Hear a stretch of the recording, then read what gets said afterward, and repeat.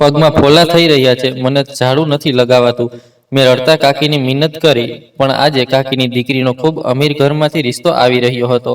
તે ગુસ્સે ભરેલી હતી. કાકીએ ઝાડુ ઉપાડ્યું અને મારા ફોલા ભરેલા પગ પર મારવા લાગી કે ડ્રામા બંધ કર અને કામ પર લાગી જા. મફતની રોટલીઓ તોડતી રહે છે. હું દુઃખથી તડપતી ઉઠી અને સફાઈ કરવા લાગી હતી. થોડી જ વારમાં રિશ્તાવાળા આવી ગયા.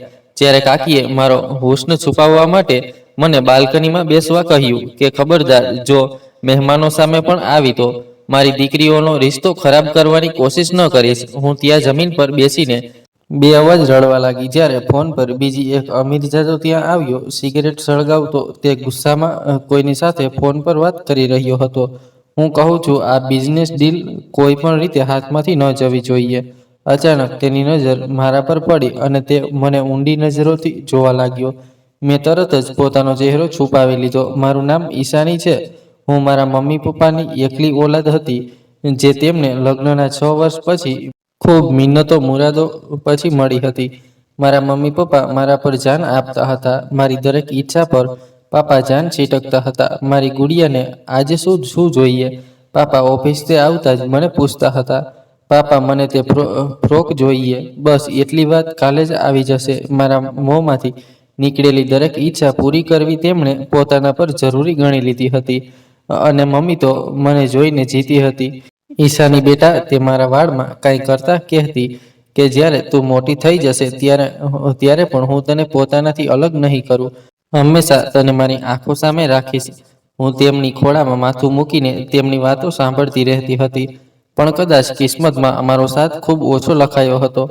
એક દિવસ જ્યારે મમ્મી પપ્પા બંને મને લઈને હોસ્પિટલ જઈ રહ્યા હતા, કારણ કે મને ઘણા દિવસોથી તાવ હતો, મારા ચેકઅપ માટે જઈ રહ્યા હતા. રસ્તામાં ભયાનક અકસ્માત થયો. બદકિસ્મતીથી હું બચી ગઈ અને મારા મમ્મી પપ્પા બંને આ દુનિયાથી ચાલ્યા ગયા. હું અનાથ ગરીબ થઈ ગઈ હતી. મારી દુનિયા, મારું બધું એક જ પળમાં મારી પાસેથી છીનવાઈ ગયું. કાકા બીજા શહેરમાં રહેતા હતા. તેમને મારા મમ્મી પપ્પાના મોતની ખબર પડી તો તેઓ આવ્યા. મારો કોઈ બીજું નહોતો. મારા પપ્પા બીજા શહેર, કાકા બીજા શહેર. કાકા મને પોતાની સાથે લઈ ગયા, કારણ કે મને સંભાળવા વાળું કોઈ નહોતું. કાકીને હું બિલકુલ પસંદ ન હતી. તેમનો વર્તાવ પહેલા દિવસથી જ મારી સાથે ખૂબ ઠંડો હતો. કાકા કેટલાક સમય તો રહ્યા, પણ પછી તેઓ કામના સિલસિલામાં શહેરથી બહાર ચાલ્યા ગયા હતા. તે દિવસ પછી કાકીનો સુલુક મારી સાથે ખૂબ વધુ ખરાબ થઈ ગયો. કાકા જ્યારે ફોન કરે તો કાકી તેમને કહે કે જી ઈશાની બિલકુલ ઠીક છે, સ્કૂલ જાય છે, હું તેને ખૂબ વંચાડું છું, તમે ચિંતા ન કરો. જ્યારે કાકીએ મારી સ્કૂલ છોડાવી દીધી હતી. જ્યારે મારા મમ્મી પપ્પાનું મોત થયું ત્યારે હું 7મા ધોરણમાં હતી. તે પછી કાકા હોવા છતાં 2 વર્ષ વધુ વાંચી. કાકીએ પછી મને સ્કૂલ જ ન જવા દીધી કે શું કરવું છે આટલું વાંચી લખીને. તે મારા પર ચીસ પાડે કે છોકરીઓનું કામ તો ઘર સંભાળવું જ હોય છે, ચાલ ઉઠીને વાસણ ધો. કાકીની 2 દીકરીઓ હતી, આરોહી અને સુમિતા. તે બંને સામાન્ય ચહેરા સુરતની હતી, જ્યારે હું સુંદરતામાં બિલકુલ મારી મમ્મી જેવી હતી. તે જ મોટી મોટી આંખો, તે જ ગોરી રંગત, તે જ સિલ્કી સુંદર કાળા વાળ. લાવારીસી અને ગરીબીએ પણ મારો હુસ્ન ઓછો ન કર્યો હતો. અને કદાચ આ જ વાત કાકીને સૌથી વધુ ખરાબ લાગતી હતી. મોટી આવી છે હુસ્નની પરી. આરોહી મને જોઈને મોઢું બનાવે, મમ્મી આટલી તૈયાર થઈને કેમ રહે છે? હું ક્યાં તૈયાર છું દીદી, હું ડરીને કહેતી. જેમ જ ઉઠી તેમ જ તે કહેવા લાગી કે જુબાન તો જુઓ જરા આની. કાકી કિચનમાંથી અવાજ લગાવે કે કામચોર ક્યાંકની. કાકી આખો દિવસ મારી પાસે ઘરના કામ કરાવે, ઝાડુ પોતું, વાસણ, કપડાં બધું મારી એકલીની જવાબદારીમાં હોય. અને જ્યારે ખાવાનો વખત આવે તો 100 પ્રકારની વાતો સંભળાવે. કાકી મને સૂકી રોટલીઓ અને બચેલી શાકભાજી આપે, કહે કે મફતની રોટલીઓ ખાઈને પહાડ બનતી જઈ રહી છે. જો ક્યારેક ખાવું બચી જાય તો મને મળી જાય, ન બચે તો ભૂખે જ રાત પસાર થઈ જાય. હવે મને સબ્ર કરવું આવડી ગયું હતું. મમ્મી પપ્પા હોવા તો દરેક જીત મનાવી લેતી, પણ હવે જાણતી હતી કે મારા પ્યારા સંબંધો આ દુનિયામાં હવે નથી. કાકી બધા કામ કરાવીને પણ મને 100 પ્રકારની વાતો સંભળાવે. જુઓ જા ઈશાની, તે અવારનવાર મને ઘૂરતા કહે કે તારી માના બધા બદલા તારી પાસેથી કાઢીશ. તે વાંચેલી ગણેલી હતી ને, જાણે પોતાને શું સમજતી હતી. મારી ઇજ્જત તે 2 ટકાની ન રહેવા દીધી. તેણે હવે તેની દીકરી પાસેથી ગણીને બદલો લઈશ. મને સમજાતું ન હતું કે મારી મમ્મીએ કાકી સાથે એવું શું કર્યું હતું, પણ હું ચૂપ રહેતી હતી. સાંજે પોતાના પલંગ પર સૂતા મોઢું છુપાવીને હું ખૂબ રડતી હતી. માં, હું ઓશિકામાં મોઢું છુપાવીને શી શકતી કે તમે તો કહેતા હતા કે જ્યારે તમે જવાન થઈ જશો તો પણ હું તમને પોતાનાથી અલગ નહીં કરું, પણ તમે તો મને બાળપણમાં જ છોડીને ચાલ્યા ગયા.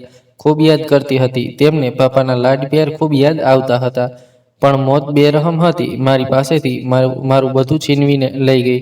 હું બસ દરેક રાતે આ જ પ્રાર્થના કરતી કે એ ઉપરવાળા મારા માટે કોઈ સરળતા પેદા કરી દે અથવા મને પણ પોતાની પાસે જ બોલાવી લે. તે દિવસે કાકીએ મને ખૂબ સારું ખાવું બનાવવાનું કહ્યું હતું. હું પોતાની જ વિચારમાં ખોવાયેલી હતી. પોતાના મમ્મી પપ્પાની યાદ મને ખૂબ વધુ આવી રહી હતી. હું લાકડાનું ચમચું હાડીમાં ફેરવતી હતી અને આંસુ મારા ગાલ પર વહી રહ્યા હતા. મમ્મી, તમે તો કહેતા હતા કે તમે મને ક્યારેય એકલી નહીં છોડો, પણ જુઓ હું હવે કેટલી એકલી થઈ ગઈ છું. મેં આંસુ લૂછતા મીઠાનું ડબ્બું ઉપાડ્યું અને શાકમાં મીઠું નાખ્યું. પછી વિચારોમાં ખોવાઈ ગઈ કે પપ્પા મને કેવી રીતે ગુડિયા રાણી કહીને બોલાવતા હતા, કેવી રીતે તે મને પ્યાર કરતા હતા. ન જાણે ક્યારે મારો હાથ ફરીથી મીઠાના ડબ્બા તરફ વધ્યો અને મેં બે વાર મીઠું નાખી દીધું. અરે મનહૂસ, મરી ગઈ છું? ખાવું તૈયાર થયું કે નહીં? કાકીએ કિચનમાં પ્રવેશતા જ ગુસ્સાથી પૂછ્યું. જી કાકી, બસ તૈયાર છે. મેં ડરીને ઝડપથી ચૂલો બંધ કરી દીધો. લા, અહીં હું જોઉં શું ગુલ ખીલ્યું છે આજે તેમણે ચમચી મારા હાથમાંથી છીનવી અને શાક ચાખવા લાગી. શાક ચાખતા જ તેમણે સમગ્ર નિવાળો જમીન પર થૂકી દીધો. સત્યનાશ થાઓ તારો, બધું બગાડી દીધું તે. ખરાબ રીતે ચીસ પાડી. સામાન કોઈ ફ્રીમાં નથી આવતો, તે બધું બગાડીને રાખી દીધું. આમાં મીઠું નાખ્યું છે કે પછી ઝેર ઘોળ્યું છે? કાકી, તે મને ખબર જ ન પડી. હું કાંપવા લાગી કે હા, તને ખબર કેવી રીતે પડશે? ધ્યાન તો આખો દિવસ આવારા ગર્દીમાં રહે છે ને? કાકીનો અવાજ સાંભળીને આરોહી અને સુમિતા પણ કિચનમાં આવી ગઈ હતી. શું થયું મમ્મી? આરોહીએ પૂછ્યું. અરે થવું શું છે, આ ચૂડેલે સમગ્ર શાક બગાડીને રાખી દીધું. સુમિતાએ પણ શાક ચાખીને મોઢું બનાવ્યું. ઓફો, આટલું કડવું તેણે જરૂર જાણી જોઈને કર્યું છે. મમ્મી, આ નથી ઈચ્છતી કે અમે કંઈ સારું ખાઈએ. આરોહીએ આગ પર તેલ નાખ્યું. હા મમ્મી, તેને ખબર હતી કે આજે કંઈ ખાસ બનાવવાનું છે, તેથી તેણે જાણી જોઈને મીઠું વધારે કર્યું છે. મેં જાણી જોઈને કંઈ નથી કર્યું દીદી. હું રડવા લાગી. જુબાન જુઓ જરા આની, મારી આગળ જુબાન ચલાવે છે. કાકીએ મારો બાજુ એટલી જોરથી પકડી લીધો કે મારી ચીસ નીકળી ગઈ. આટલા પૈસા લગાવ્યા છે મેં અને બધી વસ્તુને તે બેકાર કરીને રાખી દીધી. તે મારા બાજુથી પકડીને મને બેઠકમાં લાવી અને ખૂબ વધુ ગરમી હતી. સૂર્ય આગ વરસાવી રહ્યો હતો. ચાલ મારી સાથે ઉપર છત પર. ના કાકીજી, મને માફ કરી દો. હું તેમના પગે પડવા લાગી કે ઉપર ખૂબ તડકો છે. હા, હું તને ત્યાં જ ઊભી કરીશ.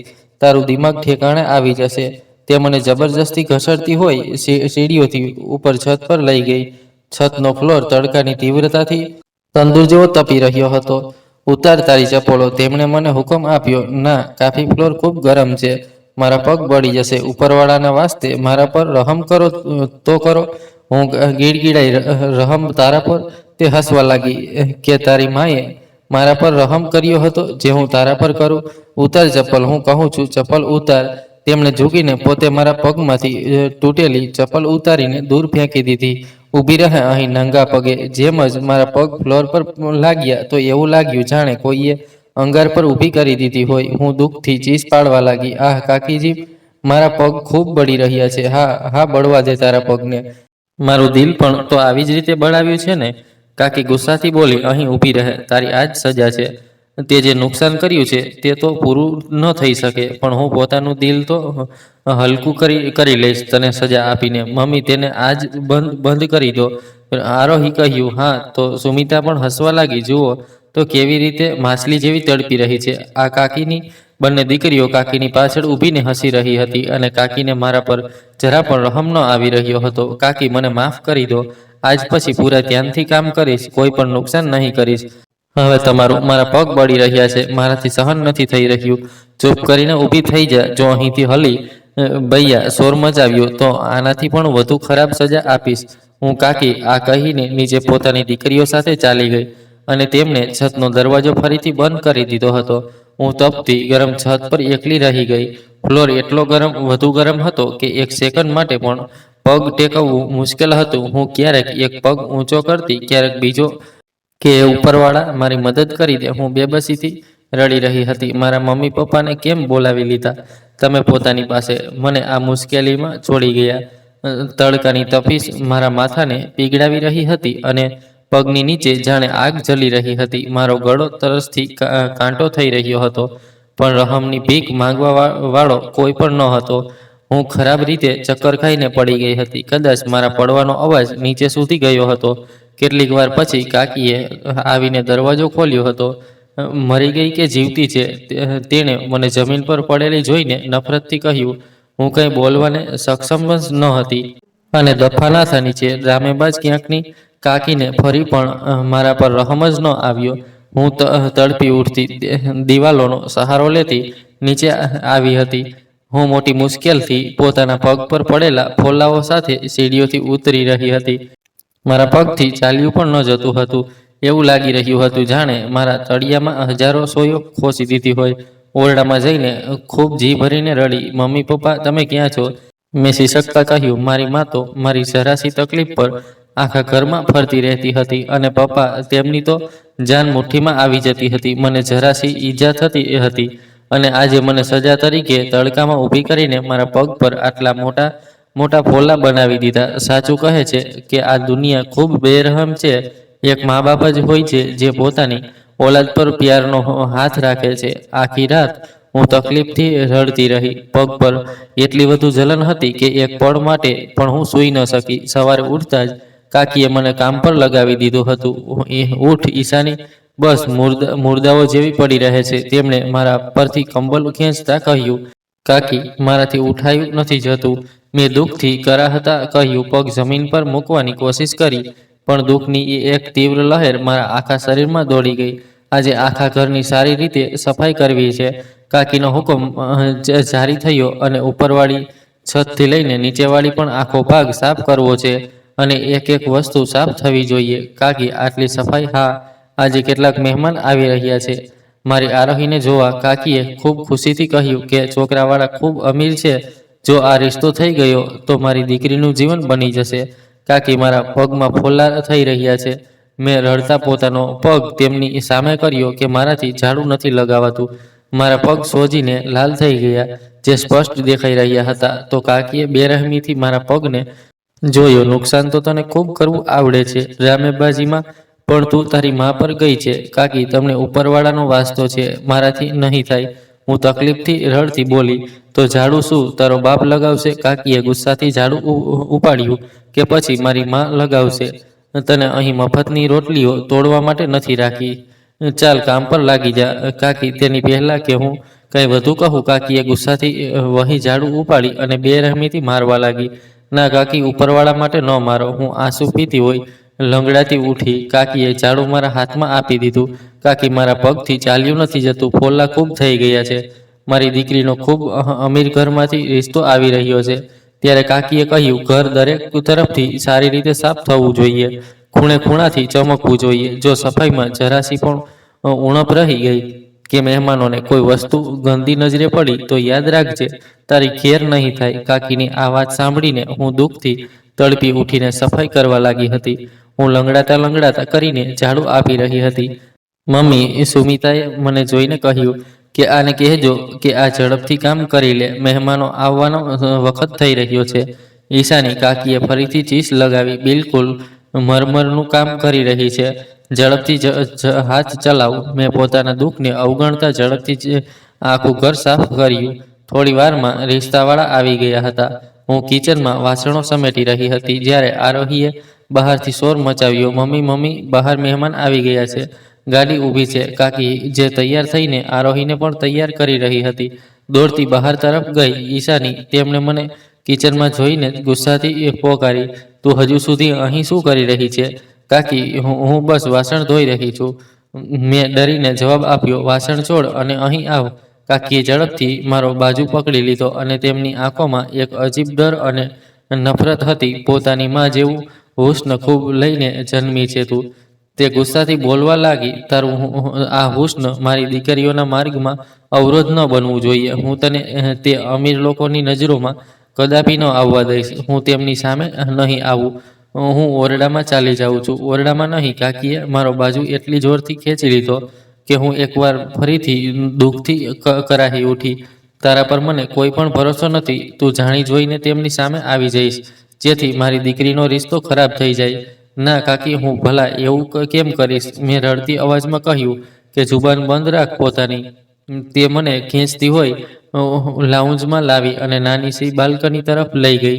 આ બાલ્કની તડકાવાળી તરફ હતી અને ત્યાં કોઈ છત પણ ન હતી. જઈને આરામથી બાલ્કનીમાં બેસી જા, તેમણે મને ધક્કો આપતા કહ્યું, અને ત્યાંથી નીકળવાની કોશિશ ન કરીશ. મહેમાનોની સામે તારો આવું ગુનો છે. જો તું ત્યાં આવી ગઈ તો યાદ રાખજે, જીવનભર તેની સજા કાપીશ. તેની પહેલા કે હું કોઈ મિન્નત કરું, કાકી મને ખેંચતી હોય બાલ્કનીમાં છોડીને આવી અને બહારથી દરવાજો લોક કરી દીધો. હું બાલ્કનીમાં એકલી રહી ગઈ, જ્યાં ખૂબ વધુ તડકો હતો. ફ્લોર હજુ પણ ગરમ થઈ રહ્યો હતો. રડતી શિશકતી એક ખૂણામાં લાગીને બેસી ગઈ.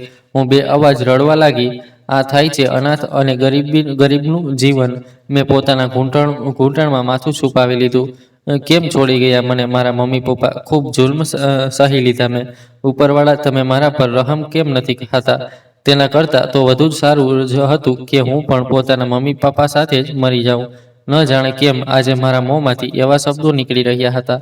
કદાચ દુઃખ અને તકલીફ સહેતા સહેતા હું પણ થાકી ગઈ હતી. પણ પછી મને યાદ આવ્યું, મારા પપ્પા હંમેશા કહેતા હતા કે ઈશાની બેટા, માણસ જેટલી મરજી તકલીફમાં હોય, ક્યારેય પોતાના ઉપરવાળા પાસેથી ફરિયાદ ન કરવી જોઈએ.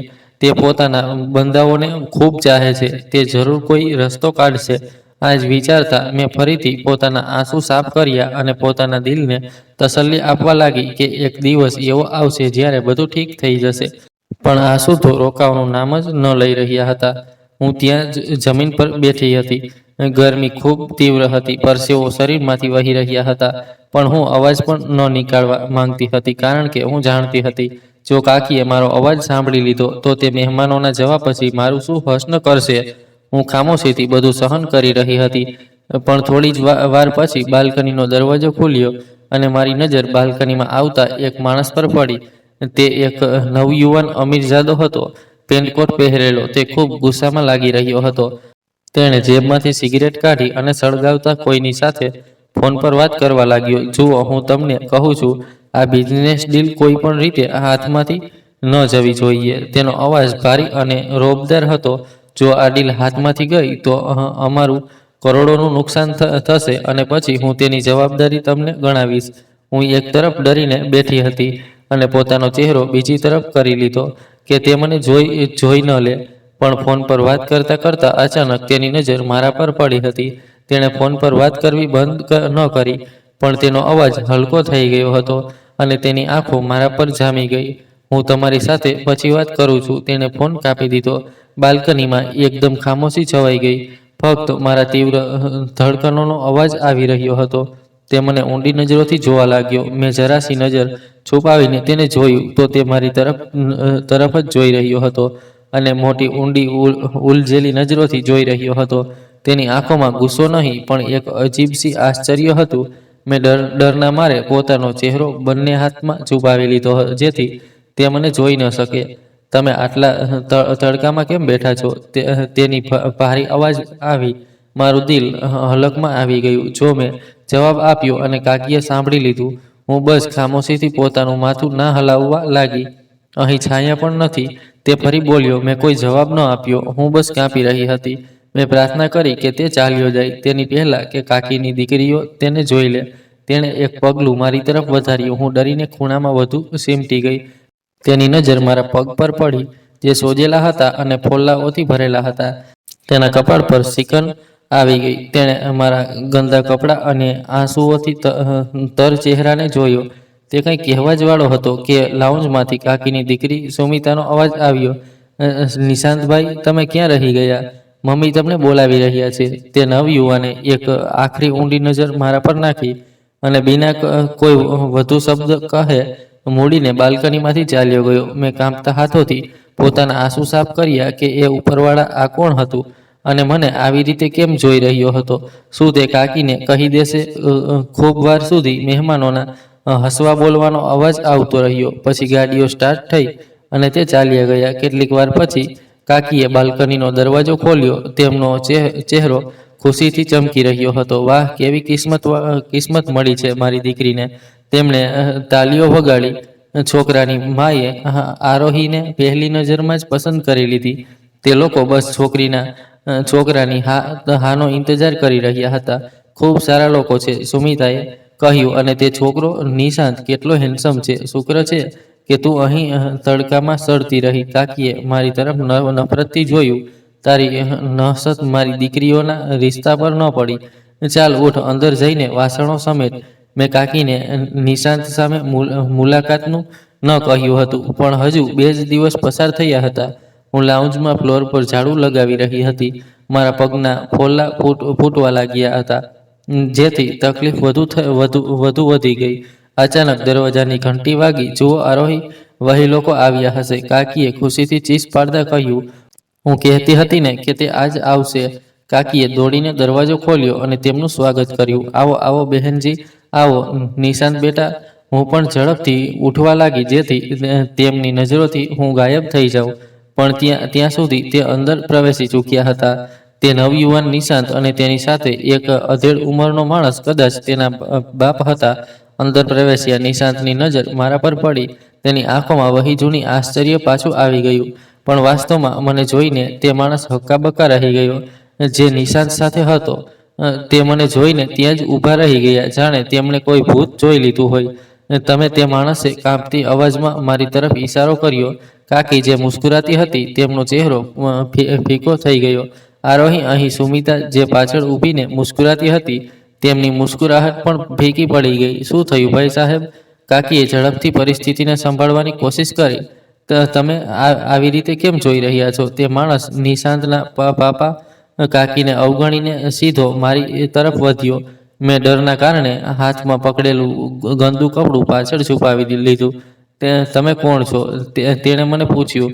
તેના અવાજમાં આશ્ચર્ય કરતાં વધુ એક ઊંડો આઘાત હતો. મેં કાંપતા કાકી તરફ જોયું. તેમની આંખો ગુસ્સાથી લાલ થઈ રહી હતી, જાણે કહેતી હોય કે જો તે પોતાનું મોં ખોલ્યું તો જાનથી મારી નાખીશ. આ કાકીએ ઝડપથી આગળ વધીને મારી અને તે માણસ વચ્ચે આવવાની કોશિશ કરી. આ તો અમારી નોકરાણી છે, નોકરાણી. નિશાંતના પાપાએ કાકીની વાત કાપી અને ફરીથી મને કહ્યું, બેટા, તારું પૂરું નામ શું છે? મેં ડરના કારણે આંખો બંધ કરી લીધી. હું તમને કંઈ પૂછું છું. તેનો અવાજ આ વખતે ખૂબ નરમ હતો, પણ તેમાં એક ઠહેરાવ હતો. ભાઈ સાહેબ, તમે તેની પાસેથી શું પૂછી રહ્યા છો? કાકી ગભરાઈ ગઈ. આ અનાથ છે. અમે તરસ ખાઈને આને રાખી લીધી છે. કામકાજ કરી લે છે. મેં આ છોકરી પાસેથી તેનું નામ પૂછ્યું છે. બીના. તે માણસે ગુસ્સાથી કાકીને જોયું. કાકીનું નામ બીના સાંભળીને મને આશ્ચર્ય થયું. તેમણે પોતાનું નામ ક્યારેય ન કહ્યું હતું. કહો બેટા, ડરો નહીં. મેં હિંમત જમાવી અને કાંપતી અવાજમાં કહ્યું કે ઈશાની મોહિત શર્મા. પાપાનું નામ સાંભળતા જ તે માણસ બે પગલાં પાછળ હટી ગયો, જાણે તેને કોઈએ જોરથી ધક્કો આપ્યો હોય. તેણે પોતાનો હાથ દિલ પર રાખી લીધો. શું? તેણે અવિશ્વાસના અંદાજમાં કહ્યું. મોહિત કોણ હતો? આ તમે શું કહી રહ્યા છો? કાકીનો અવાજ પણ કાંપવા લાગ્યો.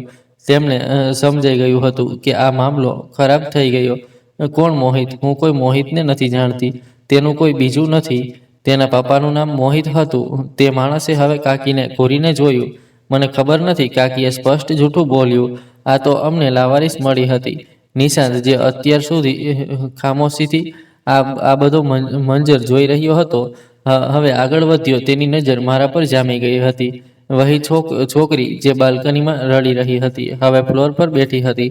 પાપા, હવે ઠીક છે. નિશાંતે પોતાના પાપાના ખભા પર હાથ રાખ્યો. તેના પાપાએ નિશાંતનો હાથ ઝટકી દીધો.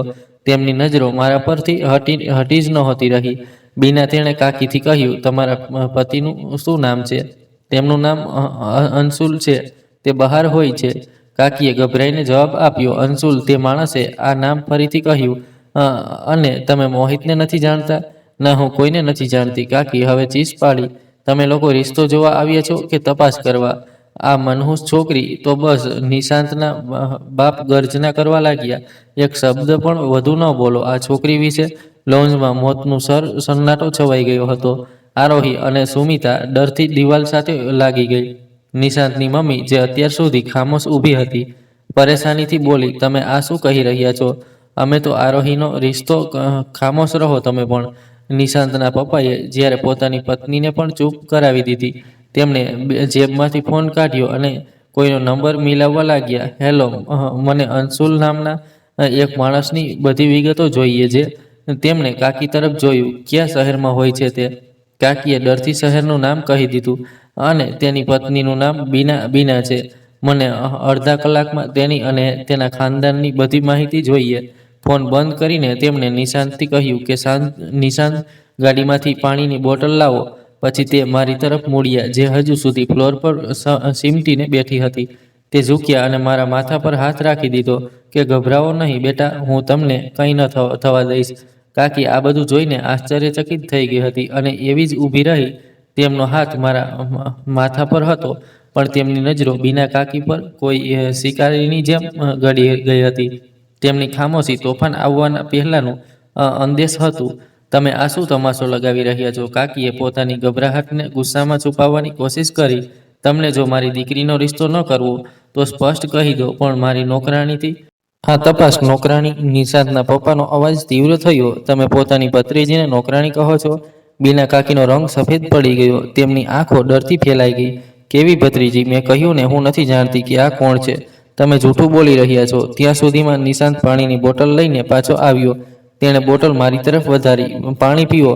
મેં કાંપતા હાથોથી બોટલ પકડી લીધી. નિશાંતે પોતાના પપ્પા તરફ જોયું. પપ્પા, આ શું થઈ રહ્યું છે? તેની પહેલાં કે તેના પપ્પા જવાબ આપે, તેમનો ફોન વાગી ઉઠ્યો. તેમણે ફોન જેબમાંથી કાઢ્યો અને કાને લગાવી લીધો. હા બોલો. બીજી તરફથી કંઈ કહેવામાં આવ્યું. તેમનો ચહેરો વધુ સખત થઈ ગયો. ઠીક છે, મને તેના ભાઈ મોહિત, જે મરી ગયા છે, તેની વિગતો મોકલો. આ મારા પાપાનું નામ હતું.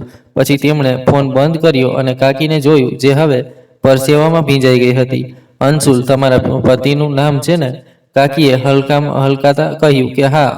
અને અંશુલનો ભાઈ હતો મોહિત, જે પોતાની પત્ની સાથે એક કાર અકસ્માતમાં મરી ગયો. તેમણે એક શબ્દ ચાવીને કહ્યું. કાકીની આંખો ડરથી વધુ ફેલાઈ ગઈ. તેમની એક દીકરી હતી જે આ અકસ્માતમાં બચી ગઈ. નિશાંતના પપ્પાએ પગલું આગળ વધાર્યું. જેનું નામ ઈશાની મોહિત છે. તેમણે મારી તરફ ઈશારો કર્યો. યહી છે ને વો, તમારી સગી ભત્રીજી, તમારા પતિના એકલા ભાઈની નિશાની. લાઉન્જમાં એક ભયાનક સન્નાટો છવાઈ ગયો. આરોહી અને સુમિતના મોં ખુલ્લા જ રહી ગયા. હું તો પોતે આશ્ચર્યચકિત હતી કે આ બધું શું થઈ રહ્યું છે.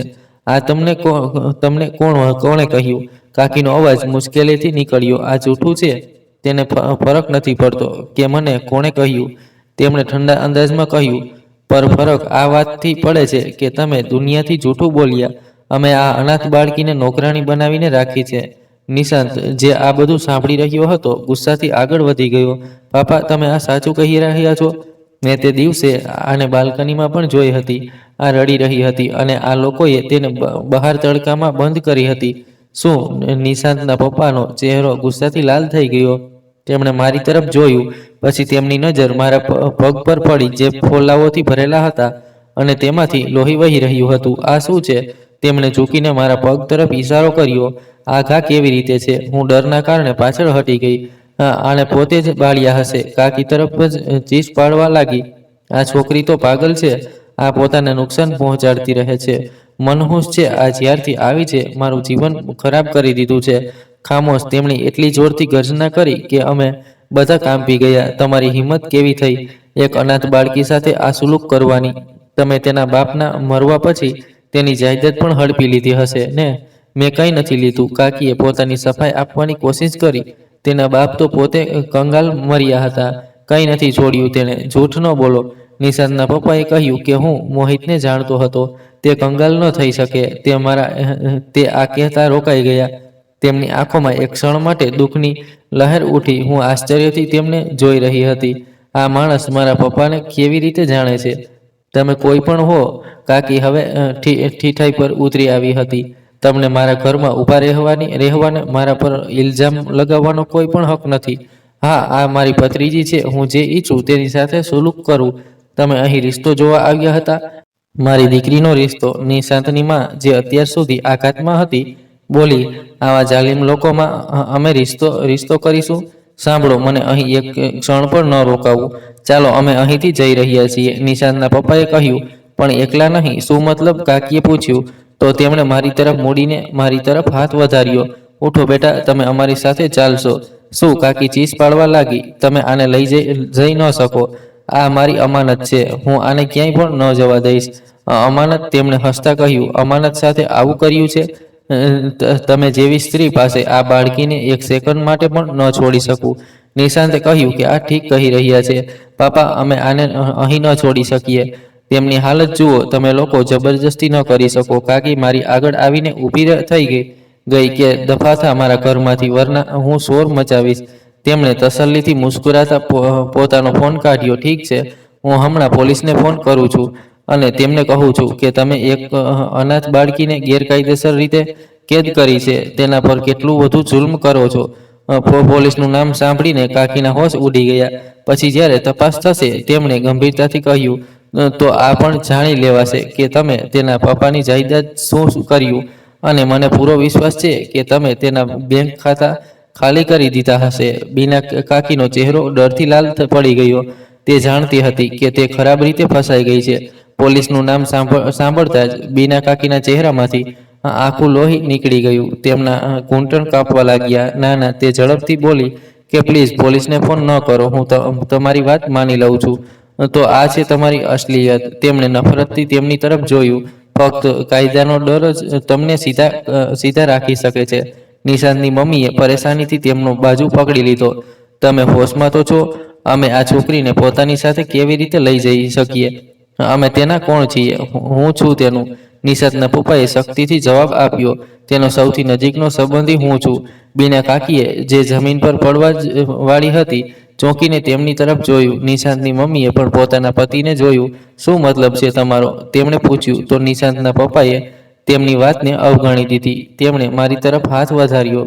ઉઠો બેટા, ડરો નહીં. તમે મારી સાથે સુરક્ષિત છો.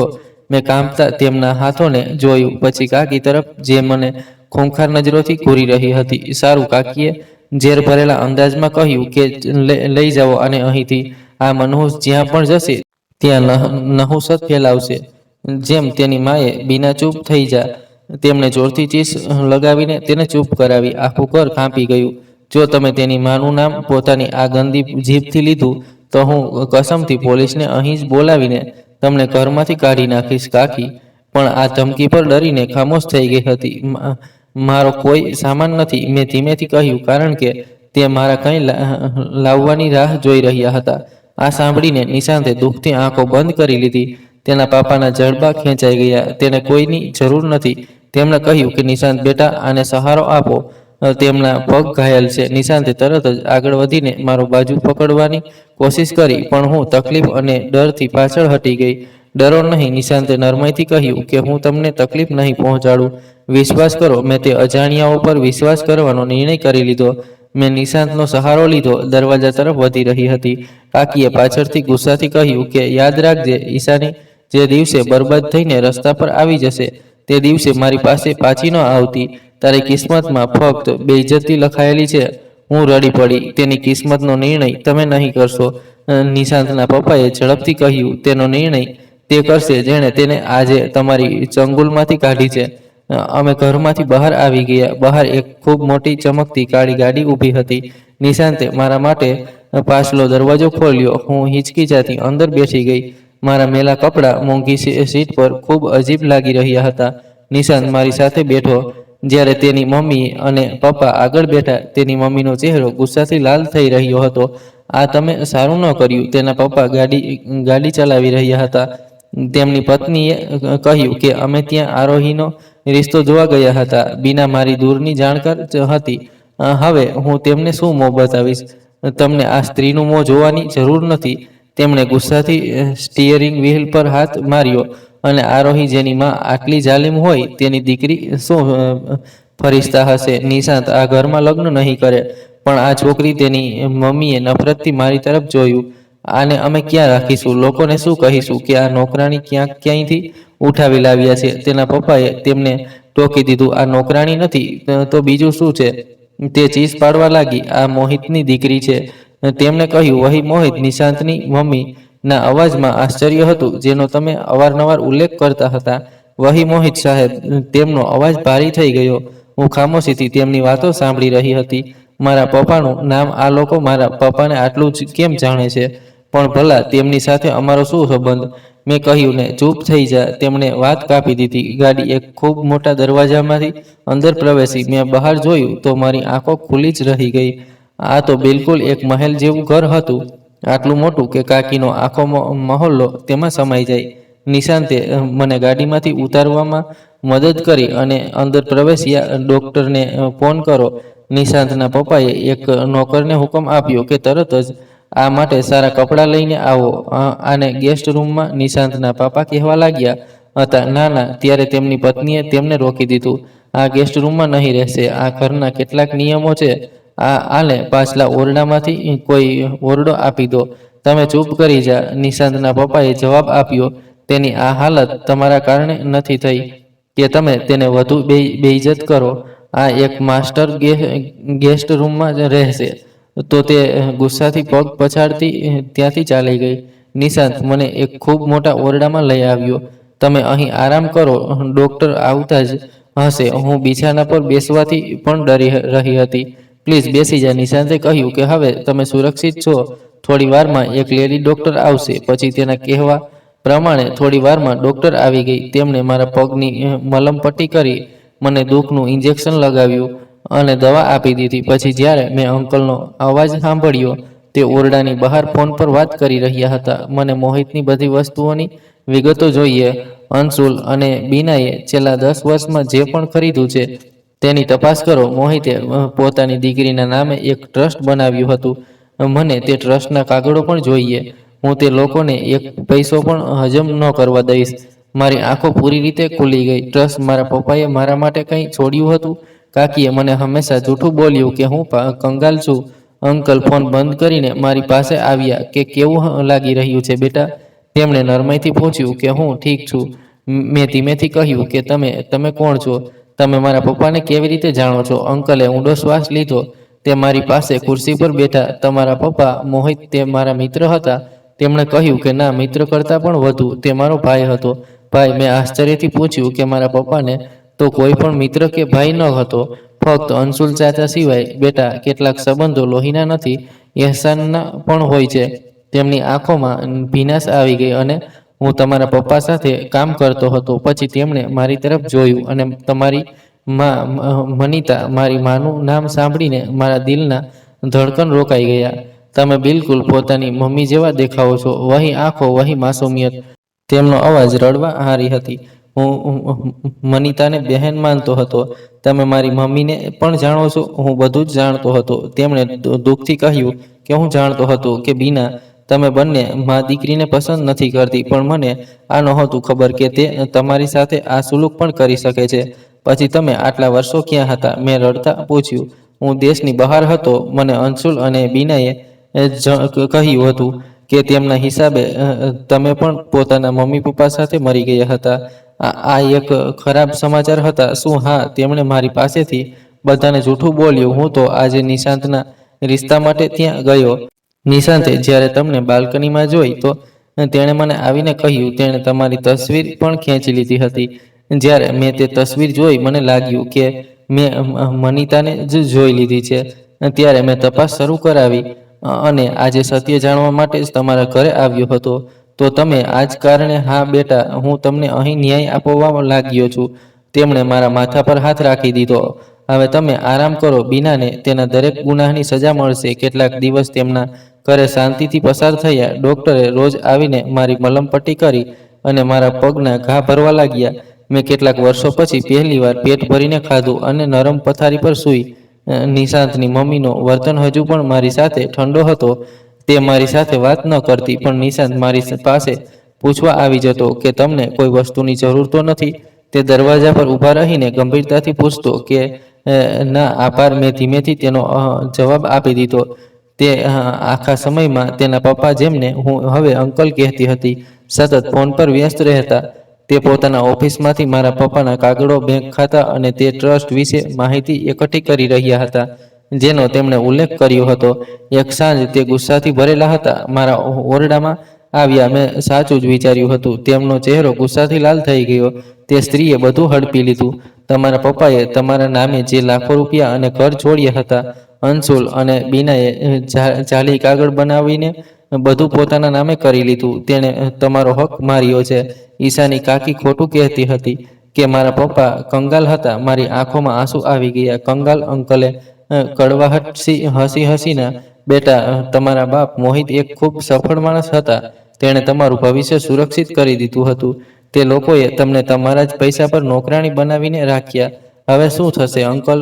હવે તેમને તેમના કરેલાની સજા મળશે. અંકલે એક પક્કા અંદાજમાં કહ્યું, તેમના પર ઠગારીનો કેસ કરીશ, પણ તેની પહેલા અમને એક આખરી કામ કરવું છે. કેવું કામ? મેં ડરીને પૂછ્યું. અમે પાછા બીનાના ઘરે જઈ રહ્યા છીએ. ના, હું ડરથી કાંપી ઉઠી. હું પાછી તે નર્કમાં નહીં જાઉં. તે મને મારી નાખશે. ડરો નહીં બેટા. અંકલે મારા માથા પર હાથ રાખી દીધો. તમે ત્યાં રહેવા નથી જઈ રહ્યા. તમે મારી સાથે આવો. તેમની સામે ઊભા રહેશો. નિશાંત અને તેની મમ્મી પણ અમારી સાથે ચાલશે. પણ કેમ અંકલ? કારણ કે બેટા, કેટલાક હિસાબ બરાબર કરવા જરૂરી હોય છે. તેમની આંખોમાં એક અજીબસી ચમક હતી. પછી અમે ગાડીમાં બેસીને કાકીના ઘરે ગયા. આ વખતે હું તેમની સાથે હતી. નિશાંતે મને સહારો આપીને ગાડીમાંથી ઉતાર્યો અને અંકલે ઘંટી વગાડી. કાકીએ દરવાજો ખોલ્યો અને અમને, ખાસ કરીને મને, તેમની સામે ઊભા જોઈને તેમના હોશ ઉડી ગયા. તમે બધા ફરી આવી ગયા? તે ચીસ પાડવા લાગી. અને આ મનહૂસને પાછું કેમ લાવ્યા? લઈ જાઓ આને. મેં કહ્યું હતું ને કે દફા થા, પોતાનો અવાજ નીચે રાખો. બીના અંકલે ઠંડા અંદાજમાં કહ્યું. અમે અંદર આવી રહ્યા છીએ. તે જબરજસ્તી કાકીને ધક્કો મારતા અંદર પ્રવેશ્યા. આરોહી અને સુમિતા, જે અમને જોઈને આશ્ચર્યચકિત થઈ હતી, એકદમ એક ખૂણામાં ઊભા થઈ ગયા. તમે લોકો શું ઈચ્છો છો? કાકીએ ગુસ્સાથી કહ્યું. પોલીસને બોલાવીશ. બોલાવી લો, અંકલે તસલ્લીથી કહ્યું. તેમને તો વળી અહીં આવવું જ છે. મેં તમારા અને તમારા પતિ અંશુલની વિરુદ્ધ ઠગારીનો કેસ નોંધાવી દીધો છે. આ સાંભળતા જ કાકીના પગ નીચેથી જમીન નીકળી ગઈ. ઠગારી? કેવી ઠગારી? વહી જે તમે મોહિતના મરવા પછી તેની દીકરીની જાયદાદ હડપીને કરી હતી. કાકીનો રંગ સફેદ પડી ગયો. અમે આજે આ વિશે વાત કરવા નથી આવ્યા, અંકલે મુસ્કુરાતા કહ્યું. કાકી, આરોહી અને સુમિતાએ આશ્ચર્યથી તેમને જોયું. અમે આજે એક રિશ્તો લઈને આવ્યા છીએ. ત્રણેયના ચહેરા પર અવિશ્વાસની અસર હતી અને આરોહી, જે ડરી હતી, તેના ચહેરા પર આશાની કિરણ હટી ગઈ. શું મતલબ? કાકીએ હકલાતા કહ્યું. આરોહી માટે? ના, અંકલે તેમની આશા પર પાણી ફેરવી દીધું. અમે અહીં તમારી દીકરીનો રિશ્તો લેવા નથી આવ્યા, પરંતુ અમે નિશાંત માટે ઈશાનીનો હાથ માંગવા આવ્યા છીએ. આ અસલી ધમાકો હતો. ઓરડામાં જાણે બોમ્બ ફૂટી ગયો હોય. આરોહી અને સુમિતાનું મોં ખુલ્લું જ રહી ગયું. બીના કાકી પહેલા તો આશ્ચર્યચકિત થઈ ગઈ અને પછી તેમણે એક જોરદાર હાસ્ય કર્યું. તમે પાગલ થઈ ગયા છો? રિશ્તો, તે પણ આ છોકરીનો? નિશાંત, જે અત્યાર સુધી ખામોશ હતો, આગળ વધ્યો. હું તમારી દીકરી સાથે લગ્ન ન કરી શકું. હું ઈશાની સાથે લગ્ન કરવા માંગુ છું. લગ્ન? કાકીએ નફરતથી મારી તરફ જોયું. હું જે અંકલની પાછળ છુપાવવાની કોશિશ કરી રહી હતી, તમે તો તે નોકરાણી સાથે લગ્ન કરશો. કાકીએ નફરતથી કહ્યું. આ મારી નોકરાણી છે. આ લોકોના ઘરોમાં ઝાડુ પોતું કરતી હતી. અને શું તમે આટલું અમીર લોકો હોવા છતાં એક નોકરાણી સાથે પોતાના દીકરાના લગ્ન કરશો? તેની ઓકાત છે તમારા ખાનદાનમાં આવવાની? નોકરાણી? ત્યારે તે નવયુવાનના બાપ આગળ વધી ગયા. તેમનો ચહેરો ગુસ્સાની જગ્યાએ એક ઊંડા દુઃખથી ઉભરેલો હતો. બસ બીના, ખૂબ થઈ ગયું. તેમણે ઠંડી અવાજમાં કહ્યું. તમે દુનિયામાં જૂઠું બોલ્યું. તમે તેના ચાચા સાથે જૂઠું બોલ્યા. તમે મારી સાથે પણ જૂઠું બોલ્યું. શું મતલબ? કાકીએ પૂછ્યું. એ સબ જાણી ગયું છે કે આ કોણ છે. અંકલે મારો હાથ પકડી લીધો અને મને પોતાની પાસે ઊભી કરી. અંકલે મારો હાથ પોતાના હાથમાં કસીને પકડી લીધો અને સૌની સામે બોલ્યા કે બીના, હવે તમને સત્ય સાંભળવું જ પડશે. આ છોકરી તમારી નોકરાણી નથી, તમારી જવાબદારી હતી અને તમારા પતિના ભાઈ મોહિતની એકલી દીકરી છે. વહી મોહિત, જેણે મરવાની પહેલા પોતાની દીકરી માટે બધું છોડ્યું હતું, પણ તમે તેના નામની દરેક વસ્તુ હડપી લીધી અને તેને નોકરાણી બનાવીને પોતાના ઘરમાં કેદ રાખી. આરોહી અને સુમિતની આંખો ફાટી જ રહી ગઈ. બીનાના હોઠ સુકાઈ ગયા. તે એક પગલું પાછળ હટી ગઈ, જાણે કોઈએ તેનો રાજ ઉજાગર કરી દીધો હોય. તેની આંખોમાં ડર હતો, ગુસ્સો હતો અને અંદર જ અંદર તૂટી જવાનો અહેસાસ પણ. અંકલનો અવાજ હવે વધુ સખત થઈ ગયો હતો. આજે તમારા જૂઠનો પર્દાફાશ થઈ ગયો છે. હવે ના કોઈ છેલ બાકી છે, ના કોઈ બહાનું. તમને તમારા કરેલાની સજા જરૂર મળશે. નિશાંતે મારી તરફ જોયું. તેની આંખોમાં કંઈક અલગ જ ચમક હતી, જાણે તેણે હવે નક્કી કરી લીધું હોય કે તે મને ક્યારેય એકલી નહીં છોડે. બીના હકલાતા બોલી, તમે લોકો મને ફસાવવા આવ્યા છો. તમને શું લાગે છે હું ડરી જઈશ? અંકલે ઠંડા અંદાજમાં કહ્યું કે તમે ડરવા નથી માંગતા તો ઠીક છે, પણ હવે તમને કાયદો શીખવશે કે કોઈ અનાથ બાળકી સાથે આવું સુલુક કરવું કેટલો મોટો ગુનો છે. ત્યારે બહારથી બે પોલીસવાળા અંદર આવ્યા. તેમણે બીના કાકીને ધરપકડ કરી લીધી. તે ચીસ પાડતી રહી, મિન્નત તો કરતી રહી, પણ કોઈ તેની વાત ન સાંભળ્યું હતું. આરોહી અને સુમિતા બંને રડી પડી. મને વિશ્વાસ નહોતો થતો કે તે સ્ત્રી જે વર્ષોથી મારા માથા પર હાવી હતી, આજે આટલી બેબસ ઊભી હતી. અંકલે મારી તરફ જોયું. તેમની આંખોમાં કોમળતા હતી. ચાલો બેટા, હવે અહીંથી ચાલીએ. નિશાંતે ધીમેથી કહ્યું કે આવો ઈશાની. હું તેની સાથે બહાર નીકળી આવી. હવામાં હવે કોઈ બંધ ઓરડાની સિલન નહોતી. ગાડીમાં બેસતા વખતે મારું દિલ ખૂબ જોરથી ધડકી રહ્યું હતું. મને ખબર નહોતી કે હવે મારું જીવન કઈ દિશામાં જઈ રહ્યું છે, પણ એક વાત તો સ્પષ્ટ હતી કે હવે હું કોઈના રહમ પર નહીં રહીશ. હવે હું પોતાના નામથી જીવીશ. કેટલાક દિવસ પસાર થઈ ગયા. બીના કાકી અને અંશુલ ચાચા વિરુદ્ધ કેસ ચાલુ થઈ ગયો હતો. અંકલે મારા માટે દરેક કાનૂની દસ્તાવેજ સંભાળી લીધા હતા. મારા નામની જાયદાદ મારા હાથમાં પાછી આવી ગઈ હતી. તેમણે મારા માટે વકીલ રાખ્યો અને દરેક નાનાથી નાના કામમાં મારો સાથ આપ્યો. નિશાંત રોજ મારી પાસે આવતો, પૂછતો કે કેવી છો, ઠીક છો તે તો, અને દર વખતે તેના અવાજમાં તે સુકૂન હતું જે મને ક્યારેક પોતાના પાપાના અવાજમાં અનુભવાયું હતું. તેની મમ્મી શરૂઆતમાં મારી સાથે થોડી દૂરી બનાવતી રાખતી હતી, પણ જેમ જેમ તેમણે જોયું કે હું કેટલી શાંત અને આભારી છું, તેમનો વર્તન બદલાવા લાગ્યો. એક દિવસ તેમ પોતે મારા ઓરડામાં આવી અને મારા હાથ પર હાથ રાખીને બોલી કે બેટા, મેં તમારી સાથે શરૂઆતમાં સારો વર્તન નથી કર્યો, મને માફ કરી દો. હું રડી પડી અને મેં તેમના પગ છૂઈ લીધા. તેમણે મને ગળે લગાવી લીધું અને બોલી, હવે તમે અમારી દીકરી છો. તે રાતે હું પોતાના ઓરડામાં બારી પાસે બેઠી હતી. આકાશમાં ચાંદ પૂરો હતો. હું વિચારી રહી હતી કે કેવી રીતે જિંદગીએ એક પળમાં કરવટ લઈ લીધી. ક્યારેય હું તે જ ચાંદમાંથી પોતાના પપ્પાને શોધતી હતી અને આજે એવું લાગી રહ્યું હતું જાણે તે ક્યાંક પાસે જ છે. નિશાંત દરવાજો ખટખટાવીને અંદર આવ્યો અને બોલ્યો, ચાલો નીચે ચાલો, તમારા અંકલ તેમની બોલાવી રહ્યા છે. હું આશ્ચર્યચકિત થઈને નીચે ગઈ. ત્યાં આખો હોલ સજાવટ કરેલો હતો. ફૂલોની મહેક ફેલાઈ હતી અને બધા લોકો હાજર હતા. અંકલની આંખોમાં અજીબસી ચમક હતી. તેમણે કહ્યું કે ઈશાની, આજે અમે તમને એક વાત કહેવા માંગીએ છીએ જે દિલથી નીકળી છે. તેમણે નિશાંત તરફ જોયું અને બોલ્યા, મારો દીકરો તમારા વિશે ખૂબ વિચારે છે. તેણે મને કહ્યું કે તે તમારી સાથે પોતાનું જીવન વિતાવવા માંગે છે. હું કેટલીક પળો માટે ત્યાં જ ઊભી રહી ગઈ, જાણે શ્વાસ જ રોકાઈ ગયો હોય. નિશાંત મારી નજીક આવ્યો. તેની આંખોમાં સત્યતા હતી. કોઈ દેખાડો નહીં, કોઈ મજબૂરી નહીં. તેણે કહ્યું, ઈશાની, હું જાણું છું તમારી સાથે ખૂબ કંઈક ખરાબ થયું, પણ હવે હું ઈચ્છું છું કે તમારા જીવનમાં ફક્ત અને ફક્ત સારું જ હોય. હું ઈચ્છું છું કે તમે મારી સાથે રહો. અમે બંને મળીને એક નવો સફર શરૂ કરીએ. હું હંમેશા તમારો સાથ આપીશ. જો તમે હા કહી દો તો. મારી આંખોમાંથી આંસુ વહેવા લાગ્યા. શબ્દો ગળામાં જ અટકી ગયા. હું ફક્ત માથું ઝુકાવી શકી. અંકલ મુસ્કુરાયા અને બોલ્યા, તો નક્કી રહ્યું, લગ્ન આ ઘરમાં થશે, પણ કોઈ શાનો શોકત માટે નહીં, પરંતુ તે બાળકીની ખુશી માટે જેટલા વર્ષો દુઃખમાં કાઢ્યા છે. આગલા કેટલાક અઠવાડિયામાં ઘરમાં હલચલ વધી ગઈ. લગ્નની તૈયારીઓ શરૂ થઈ ગઈ. નિશાંતની મમ્મીએ પોતે મારા માટે કપડાં પસંદ કરવા લાગી. તેમણે કહ્યું કે બેટા, હવે તમે અમારી ઇજ્જત છો. કોઈ ફરક નથી પડતો કે લોકો શું કહેશે. જ્યારે ઈરાદા સ્પષ્ટ હોય તો રસ્તા પોતે બની જાય છે. હું તેમના ગળે લાગી ગઈ અને પહેલીવાર અનુભવ કર્યો કે આ ઘર હવે મારું છે. લગ્નના દિવસે સવારનો સમય ખૂબ સુંદર હતો. સૂર્યની કિરણો બારીમાંથી અંદર આવી રહી હતી. હું લાલ જોડામાં બેઠી હતી. મારા હાથોમાં મહેંદી હતી જેમાં નિશાંતનું નામ લખેલું હતું. દરેકની આંખોમાં ખુશી છવાઈ હતી. અંકલ વારંવાર મારી પાસે આવીને કહેતા કે તમારા પપ્પાને આજે તમારા પર ખૂબ ગર્વ થતો હતો બેટા. તો હું મુસ્કુરાતી, પર અંદર ક્યાંક એક સન્નાટો પણ હતો. તે બધા વર્ષોનો દુઃખ જે આજે આખરે પૂરો થઈ રહ્યો હતો. જ્યારે હું મંડપમાં પહોંચી, નિશાંત ત્યાં પહેલેથી જ બેઠો હતો.